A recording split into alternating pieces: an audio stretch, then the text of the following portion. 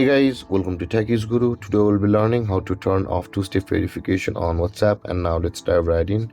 Now to turn off two-step verification on WhatsApp, first open up your WhatsApp on your phone and let's enter our code. And after that, after entering the code, at the top right corner of the screen you can see the three-dotted icon available for us. Tap on that three-dotted icon and tap on the settings option available for us just below the start messages. Tap on settings, and over here tap on account, which is just above the privacy, and over here again tap on the two-step verification. Now to turn it off, you can see guys, there is the turn off button available for us. We won't be required to verify ourselves because guys, we had already entered the two-step verification code while opening the WhatsApp. So that tap on turn off, tap on turn off, and with that being done guys, the two-step verification will be turned off.